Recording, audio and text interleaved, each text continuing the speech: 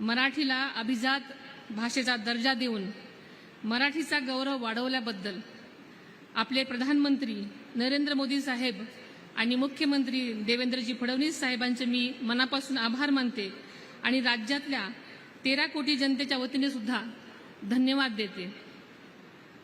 आपल्याला माहिती आहे की राज्याचे दिवंगत उपमुख्यमंत्री आदरणीय अजितदादांचे मराठीवरचे प्रेम आपण सगळ्यांनी अनुभवलेलं आहे। मराठी भाषा ही पोटापाण्याची भाषा झाली पाहिजे असं त्यांचं कायम आग्रह असायचा। सीमा भागातील मराठी बांधवांच्या पाठीशी ते कायम ठामपणे उभे राहिले। आदरणीय दादांच्या पाठिंब्यामुळेच लंडनमधील आपल्या मराठी बांधवांसाठी महाराष्ट्र भवनाच्या उभारणीसाठी तातडीनं 5 कोटीचा निधी 2 महिन्यापूर्वीच दादांनी मंजूर केला होता। मराठी भाषेच्या प्रसारासाठी सार्वजनिक ग्रंथालयांना अनुदान वाढवून देण्यात आलं आहे। मराठी भाषेच्या संवर्धनासाठी सुद्धा त्यांनी अर्थसंकल्पामध्ये कायमच भरीव तरतूद केलेली असायची। त्यांच्या या विचारांना पुढे नेण्याचा आम्हा सगळ्यांचाच निर्धार आहे। आपल्याला माहिती आहे की आजचं युग हे डिजिटल युग आहे। कृत्रिम बुद्धिमत्ता, तंत्रज्ञान आणि जागतिकीकरण या सगळ्यांच्या बदलांच्या वावटळीतही मराठीचा गोडवा, तिची परंपरा, तिची साहित्य संपदा अजूनही तितकीच शाश्वत आहे आणि सशक्त आहे। पण आपली जबाबदारी अधिक मोठी आहे। मराठी केवळ घरातली भाषा किंवा बोलीभाषा न राहता ज्ञान, विज्ञान, संशोधन, उद्योग, तंत्रज्ञानाची भाषा झाली पाहिजे असं आपल्या सगळ्यांनाच वाटतं। ज्ञानभाषेसोबतच ती उपजीविकेची भाषा झाली पाहिजे असं आपल्या सगळ्यांचंच मत आहे।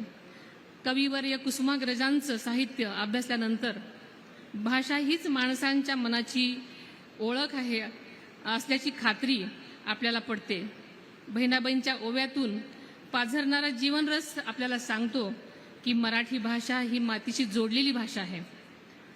आज या संमेलनाच्या निमित्तानं बोली भाषा महोत्सव, अहिराणी गीतं, झाडीपट्टी, नाट्य परंपरा, लोकनृत्य, जागर शिववाचा तसेच संगीत रजनी या कार्यक्रमांची रेलचेल करण्यात आलेली आहे असं मला कळलेलं आहे।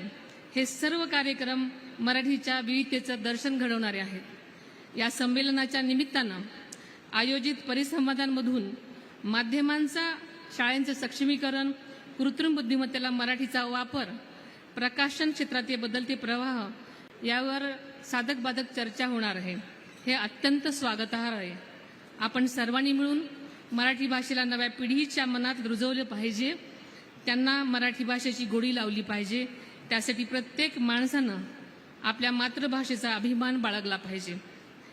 या मराठी भाषा दिनी आपण सर्वजण एक संकल्प करूया, मराठी भाषेला जपूया, वाढवूया आणि जगाच्या कानाकोपऱ्यात पोचवूया।